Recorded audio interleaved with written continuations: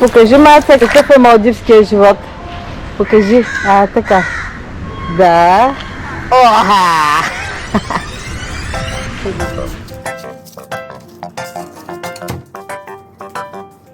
Както разбрахте от първото ни видео, още на летището се разделихме временно на две групи. Едната група тръгва директно за Мафуши, а ние заминаваме за първите 6 дена за Окулас и после ще се присъединим към останалите на Мафуши. Решихме така, защото още преди 2 години искахме да видим точно този остров, но тогава цялата истерия с пандемията тепърва започваше и се наложи да останем за целия престой на Мафуши и трябва да кажа, че се прекарахме чудесно. Но остана недовършена работа, така че този път планирахме всичко много прецизно и успяхме. Окулас се намира на около 70 км от столицата Мале и там ни привлякоха красивите плажове, богатата за малдивските условия растителност, това, че е сравнително добре развит за туристи, т.е. има прилични хотели и места за хранене и не на последно място, че там има голяма вероятност да видиш манта рей, но за това по-нататък. Когато пристигнете на летището, се предполага, че вече имате резервация и обикновено хотела, в който ще останете, изпраща някой да ви посрещне. Ако не видите вашето име, не се притеснявайте да питате, особено ако посрещат хора за вашият остров, без значение, че е за друг хотел. Всички се познават и както беше в нашия случай, 2 човека организираха пристигащите за целия Окулас. От летището до нашият остров се пътува час и половина, като трансфера може да ви организира хотела, в който ще останете, или може да си направите онлайн резервация, но според нас няма смисъл, защото цените са същите. Тук можете да видите кое колко струва. С ферито пътувате 4 часа за $4, а бързата лодка е $40-50 на човек в едната посока. Какво ще кажеш за лодчето? Хубава лодчица. Климатизирана ли? Има климатик топло духа. Духа топло, 30 градуса е настроено, защото е хладничко. Да. Харесваме. Хората са много организирани, подредиха на тук, наместиха на седалките, сега ще скачат куфарите, написаха ги и всичко се върви много добре. Трябва да кажа, че останахме приятно изненадани от цялата организация. Набързо ни помогнаха да си купим сим-карти, взехме на Оредо, защото имат малко по-добър обхват, а също и пред тях сменихме пари в местната валута на курс дори малко по-изгоден от този в банката. Бяхме страшно изморени от полета и спахме почти през целия път. Почнаха да вадят куфари. Да взема куфарите. Това е Окулас, пристанището, така пристигаме. На пристанището ни посрещна нашия човек. Резервирахме в едно малко хотелче, Тунде Ин, и малко се притеснявахме дали всичко ще е окей, защото няколко пъти ни изпрати грешно потвърждение, което трябваше да покажем на контрола на летището. Оказа се, че е дублирал нашите нощувки с тези на други хора и сега ще ни заведе на друго място, за първата вечер. Не се впечатлихме особено, защото някак очаквахме нещо такова, но все пак е редно да кажа, че човека се погрижи за нас, заведе ни до другия хотел, каза ни, че ако има проблем, винаги е на разположение и после отидохме заедно на плажа да пием по един кокос. И като видяхме плажа, вече ни беше почти все едно къде ще останем.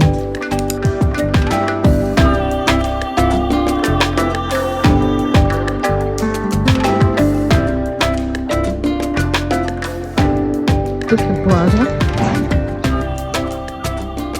И отсреща е нашата величка.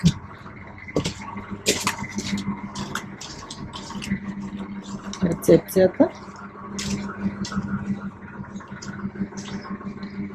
Тук може да си попълниш каква закуска искаш и оставяш на рецепцията за другия ден.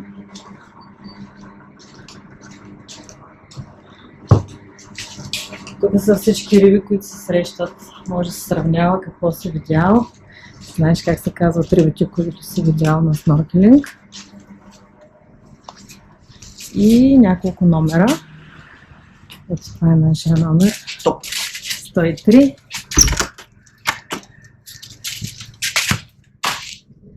Много приятно мирише.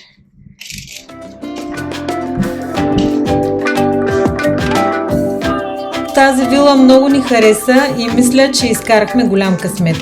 Веднага направихме уговорка да не се местим повече, т.е. да останем тук и да платим това, което се бяхме разбрали за другия хотел, така че цената на вилата може да е различна от това, което платихме ние. И ако тук ви е харесало, ето и контакт за връзка. Който е... Намира някъде там. Виж, направили са ти пътека сегде за тебе, защото ти отиди извън пътеката. Да, пътека, те не могат да намеря, не знам. Ето бе, коловоз. Плажа е дълъг 1 км и рифа е в посока. То всичко това е риф, обаче не искаме да видим. Казаха ни, че този риф там от тази страна, т.е. тази част на рифа е по-хубава. Северната част на рифа е по-хубава. Сега видяхме ето този човек, който е от местните и води един турист с плавници и с маската. И сега ги следваме да видим къде ще го заведе, защото щом той го води някъде, сигурно се е платил човека, а ние вървим безплатно отзад. По-красивата част на рифа се намира от другата страна в посока пристанището. По-късно ще видите, че там плажната ивица е по-различна, има повече скали и е доста по-ветровито. Питахме едно малдивско бро, кой плаше най-хубав за шнорхелинг и ти ни казаха, ето там. Това е пристанището отпреди. Да, това е пристанището, ето така изглежда от другата страна. Тая част е северната, малко след пристанището, каза брото. Да. И може да видите Turtle Fishes и Shark. Костенурки, риби и акули. Акула вече видях, няма ли не много приятно отново да е.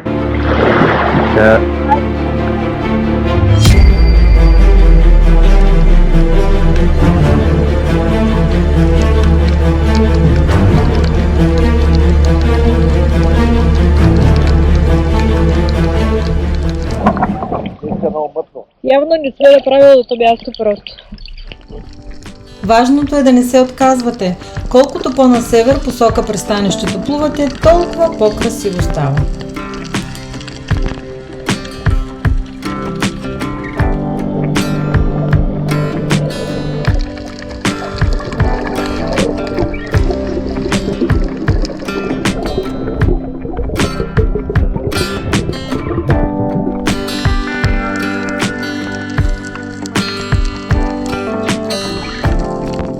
Преглед на рифа. Най-много риби има на края на острова и после оттам, откъдето е кулата. А и тук, където е края, малко преди края има костенурки, те, които видяхте, риби, папагали и всякакви морски твари. Риба, папагал, не папагали. Риби, стадо риба, папагали, тия дете бяха, само че тия бяха зелени някакви. Да. И повече риби има отколкото на мафуши. И костенурките, вместо да се прави екскурзия за костенурки, просто си плуваш и си ги срещаш. Тук има малко повече морски живот. Домашният риф на Окулас не е най-красивия в атола Алиф Алиф, но като съчетание на плажен отдих и шнорхелинг за нас е перфектен.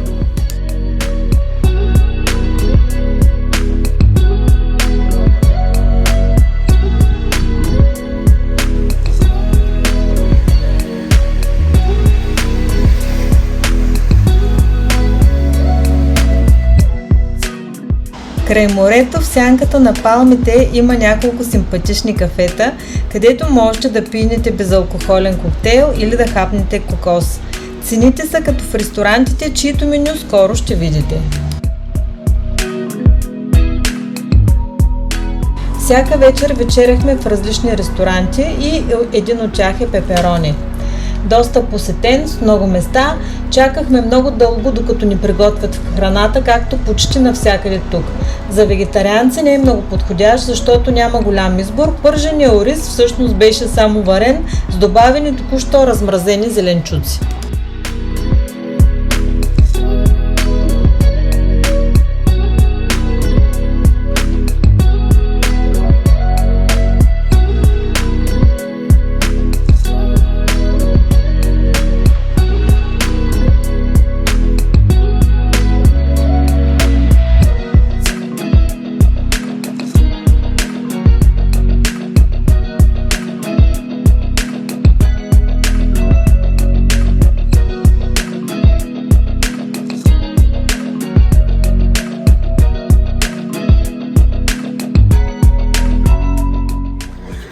Започвам много да ни харесва тук. Това е мястото за закуски. И от този вход се излиза директно на плажа.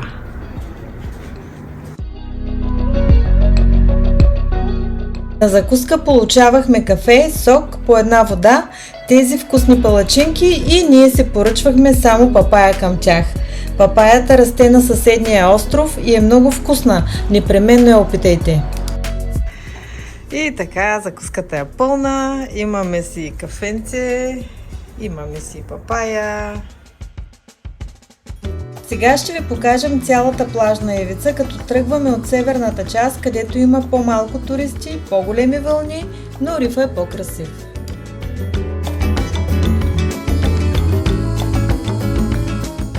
Островът е дълъг 1 км и 260 метра широк.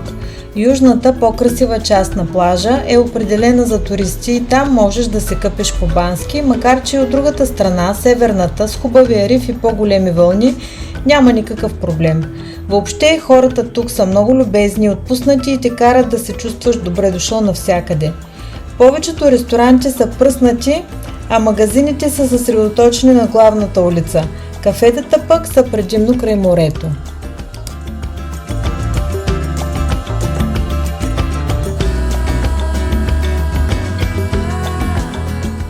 Четох някъде, че на пристанището има банкомат. Не мога да кажа със сигурност, защото ние обменихме пари още на летището. Може да плащате както в долари, така и в руфии. Мобилният интернет е много добър. В нашата вила имахме и Wi-Fi, който също не беше лош. Може би знаете или не, но на локалните острови на Малдивите не се продава или сервира алкохол. Причината е, че това е мюсюлманска страна и алкохолът тук е строго забранен. За туристи, които все пак не могат без него, в близост до Мафуши, в морето, има яхта, на която се продава алкохол и до там се стига с безплатни лодки. Около Окулъс няма такава екстра, така че се подгответе за приятен и здравословен отдих. Това е души за краката, когато се върнеш от плаж, да не влизаш с мръсни крака. Много удобно.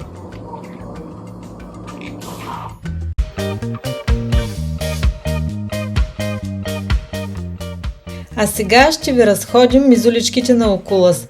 Той се води екоостров, защото е един от малкото за сега, който има работеща концепция за справяне с боклука, което е голям проблем на локалните острови. Дори през 2014 е отличен от правителството за това. Тук няма толкова много магазини като на Мафуши, но разнообразието е същото, също така и цените.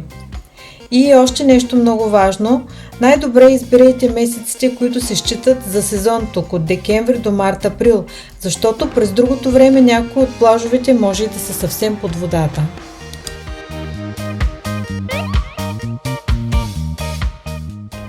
Това е друг ресторант, който се струва да споменем. Той се намира от страната на пристанището и обстановката е много приятна.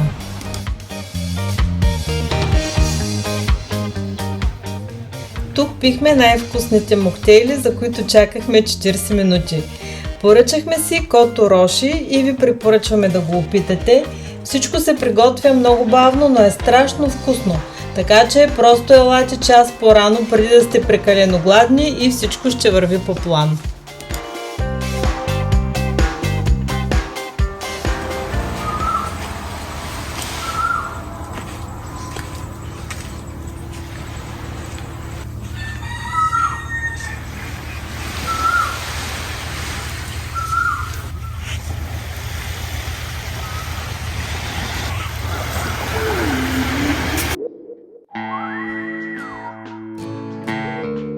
Една от причините да дойдем тук е реалната възможност да плуваш с манти.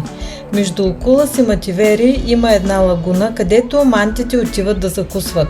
Те се хранят с планктон и водата там е като супа. Затова и екскурзиите са много рано. Тръгва се още по изгрев слънце. Отиваме на екскурзия с манти. Рано, в 7 часа трябва да сме на пристанището. Сега ни извозват с това камионче. Извозват ме като войници. Малко сме сънени, ама няма начин. Трябва да се остане за такова нещо. Много малко острови имат такава екстра. Тук има някаква точка с манчи. И сега ще използваме да видим, да имаме късмет. Надяваме се да видим. Да. Екскурзията ни струва $65 на човек и ние я резервирахме в нашия хотел. Ето тая лодка ще ходим. За сега сме само ние.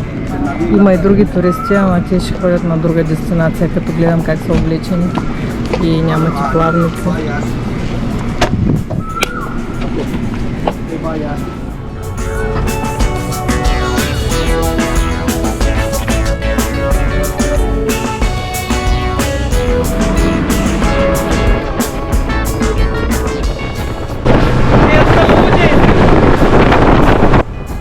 Лодките се карат винаги на последна степен. В началото ти идва бързо, но после свикваш. Много е красиво по изгрев в морето. Даже и да беше само разходка с лодка, пак се заслужава ранното ставане.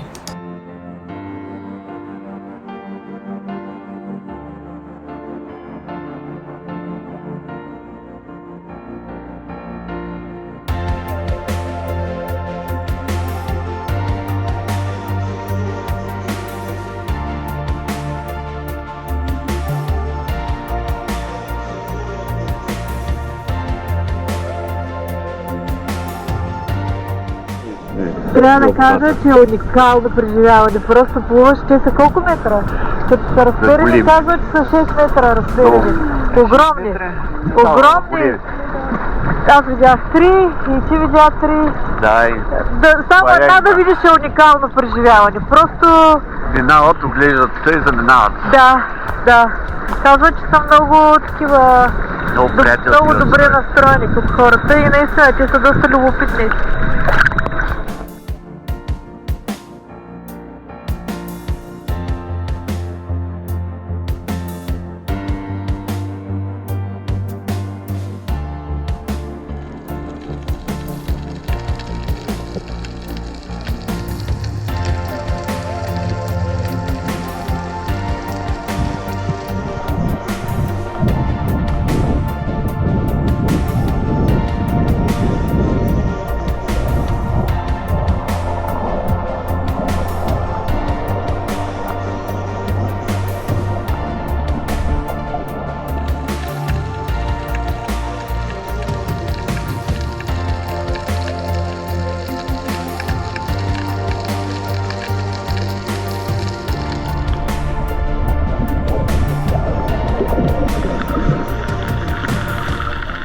Мантите закусиха и се тръгнаха. Ние се повъртяхме още малко и като видяхме, че няма да се върнат, решихме да се тръгнем и ние. Хубавото е, че няма определено време за плуване и както казах, хората тук са доста спокойни. Изчакаха ни ние да кажем кога да се върнем. Уникално преживяване. Уникално. Който може да го направи, защото да плуваш с тия огромни същества. Някои се напомпаха с серотонин. Много пъти бях сама с едно огромно същество и плувах с него.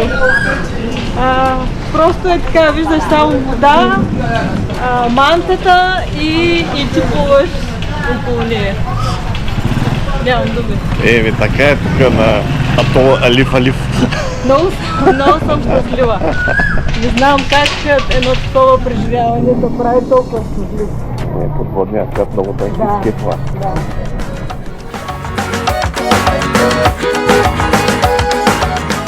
През останалото време се чилихме на плажа, места има винаги, независимо в колко часа отиваш, шезлонгите са оставени за всички, чадърите също. Други екскурзии не направихме, защото в сравнение с тези на Мафуши всички са прекалено скъпи, а там ще бъдем през следващите 6 дена и вече сме планирали няколко. Ето това е живота на Окулас, доста раздвижен. В 6 часа хората излизат, стоят си, не знам какво правят по принцип. Карат мотори, острова е дълъг 1 км, но нужда да се върви. Женици са с хиджаби някои, но знам, че имат избор Младите момичета някои не слагат. Ето там е пристанището. Това е ферибота на другите острови. Общо взето е доста раздвижен. Главно с местни и такива момиченца. Ученички, малък мозък. Един уморен полянин. Този малък индийски ресторант се намира в центъра. Човека на бара е и готвач. Поръчахме си къри и спагети, беше вкусно, а и цените са добри.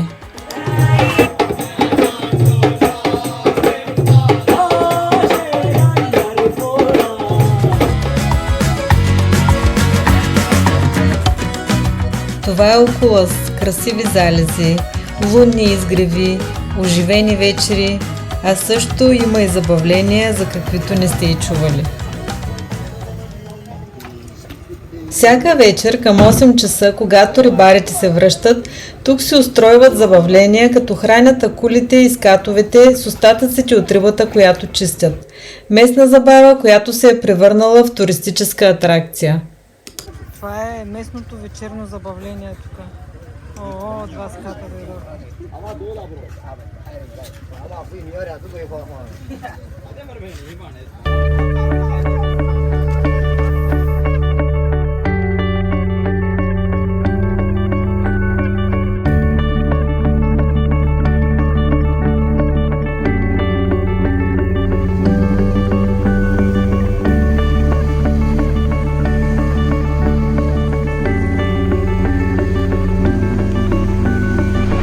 Часът е 10:30 и плажа изглежда така. Не е много пълен, сравнително добре. Има места, може да се намериш шезлонги, има и свободни чадъри.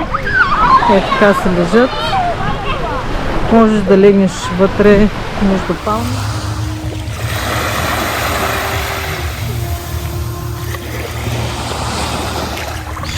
Изгуби ли нещо?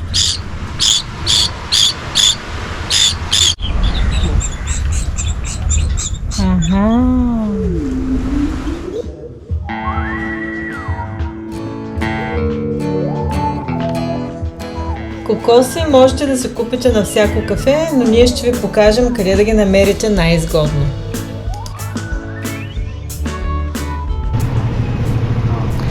Сега ще покажа един човек тук, който има кокосова сергия и ги продава най-изгодно кокосите.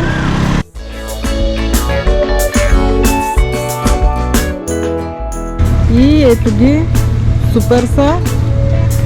Идвайте тук. Студени са, ето човека показва, че са студени.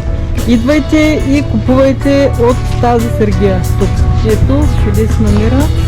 Точно е до плажа, крайбрежната улица. И можете да се ориентирате ето по тая табела. Тук, евентуално. Ще я намерите, като вървите. Ето, после може да ви ги отреже човека и да си ги хапнете. Какво да ти продам? Ето мимето. Мимето стана вече. $4. $4, $3. For you 5. 3. For me. И хората са много готини. И тук веднага ти набутаха някакви работи. 4, 5, 6, 7. Така ги разпределиха. И общо взето това е място. Почвам да хълцам. Бизнес партнер стана мимито. Като си вземеш едно малко орехче, го изпиваш и после го режеш и така. На такива работи. Карамелизиран рис. Това е кокосов чипс.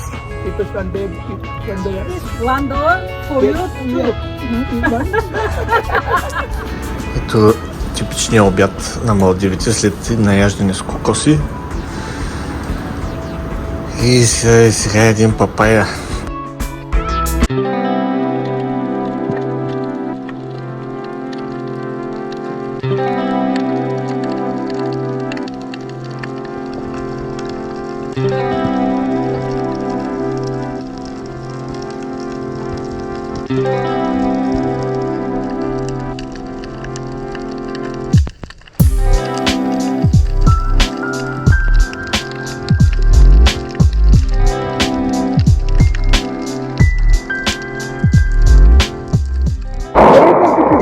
от нашия сноркелинг? Кукнурцата, виждаш кукнурцата. Така си плуваш и виждаш една огромна кукнурка. Не съм виждала такава даже на екскурзиите предни години. Да, обикновено се прави екскурзия специално за кукнурка, пък на Окулас тук има две. Може би тук се живеят. Да, може би Ние сме видяли две, може и да са повече, обаче са огромни. За колко минути бяхме? 15-20 минути видяхме 3 акули. Малки, обаче въобще не е приятно чувството да... Може и една бе, 2-3 пъти да е минала. Не, бяха различни големини. Маркирам ги аз веднага. Хубаво каза, че тази е била ядосана, аз не са втори. И видя ми се много ядосана и така идваше към мене и аз веднага се... Тя така ходи бе. Дойде към мен и беше много настъпена. Така ме гледаше и аз се излезох на... Към аз съм за гъби тук, за малко няма проблем. Такива са цените на екскурзиите на Окулас. В сравнение с тези, които ще ви покажем в следващия епизод, са доста скъпи и освен тази с мантите, която ние направихме, не са особено интересни. Тук може би местните организатори трябва да се постараят повече и като обслужване, и като цени, защото това си е наше мнение, в сравнение с Мафуши сериозно изостават.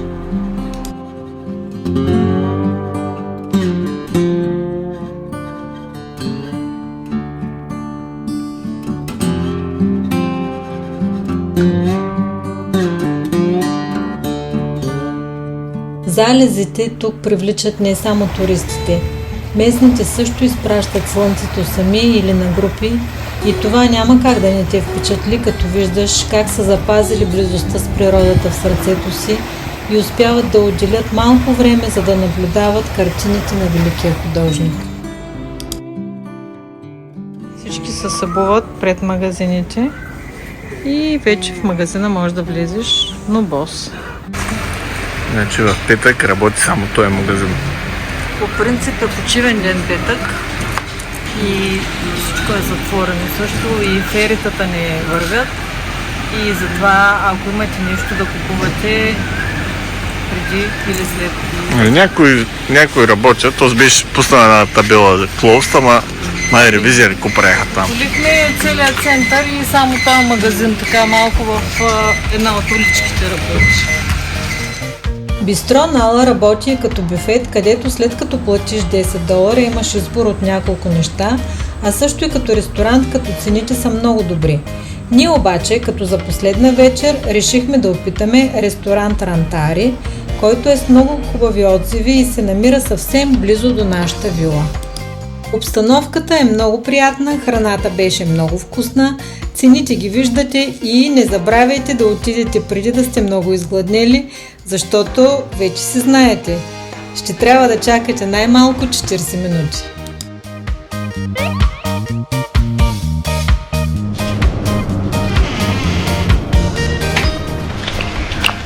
Сутрешен Окулас. Колко е приятно. Тръгваме за Мафуши. Колко е яко, че не си тръгваме, ами просто се местим. За друга общност.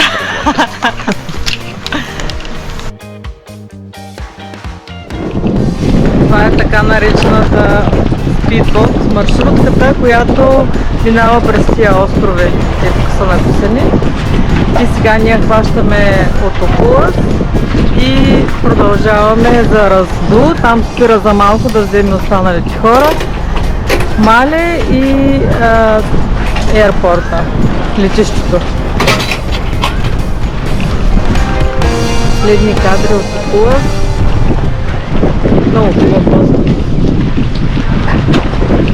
Много съм доволни от целия ни престой тук, уникален плаж, много хубава природа и само хубави впечатления ни останаха. В лодките всеки получава по една водичка и една турбичка. Кажи за какво е турбичката? Турбичката е да буклученца, ако имате. И други неща, когато започне много силно. Тя е малка турбичка, колко ще се дари вещия. Според мен е точно. Очаквани час и половина платене, за да всичко да е наред. Да няма много гадка, да няма много вълнение. И да стигнем очевидно Мале след това там трябва да хванем лодка за Мафуши. Поръчваме добър набор от молици. Бързо кара. Те имат една ръчка, която върви напред и назад и на степени, обаче те знаят само напред. Цялата организация с лодката я направи нашия хотел. Сутринта ни взеха багажа и го закараха до пристанището. Нещо важно, ако решите като нас да отидете от Окулас на Мафуши, трябва да знаете, че директна връзка няма, т.е. трябва да отидете до летището или до Мале и там вече да хванете лодка за Мафуши, която също може да ви организира хотела, в който ще бъдете. Беше много трудно пътуване за мен и всеки път се чудя защо си го причинявам. За мен не беше. Ние в началото беше беше много бурно. Беше по-бурно в началото. И подскачахме като пинг-понги. Джангъра в Мале. Няма да ходим по центъра, защото корабчето ни пристига веднага. И тръгваме с него за Мафуши. Така само бегла представа тук от Крайморската улица, която не е много населена. В центъра са още повече хората наблъскани.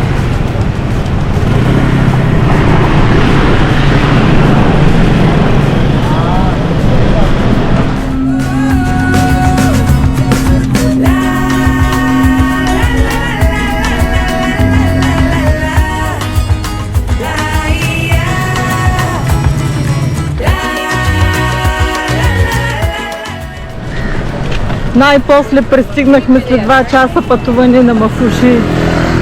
Като пинг-понг. Беше лодката. За мен лодката беше като пинг-понг. И първо си мислех защо си го причинявам, обаче сега знам, че пак ще си го причиня. Защото иначе никъде няма да се отиде, ако постоянно така си мисля. Sunshine View. Получаваме напитки за добре дошли. Ето е рецепцията, много е симпатично. Това е рецепцията. Тук предполагам, че става закуската. Пише ресторант. Breakfast time. И земята е пясък. Sunshine View е хотелът, който резервирахме за останалите 6 дена. Цената може и да е по-добра, ако се свържете директно с собственика. Общите ни впечатления са добри с някои забележки. Едната е, че няма никакъв интернет, макар че е обявен такъв. Обясниха ни, че навсякъде е така, което не е вярно.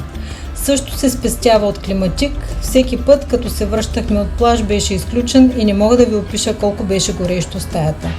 Една вечер останахме заключени отвън, защото се прибрахме след 12 часа и стояхме половин час пред вратата, докато събудим някой да ни отвори. Иначе собствениците са много любезни хора, но хотелиерството не е за всеки. С това завършва втората част от поредицата ни за Малдивите.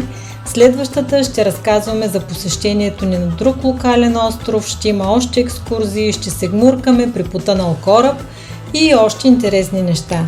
Сега сложете един лайк, ако ви харесва видеото, така ще ни мотивирате още повече. Пишете ни и до скоро!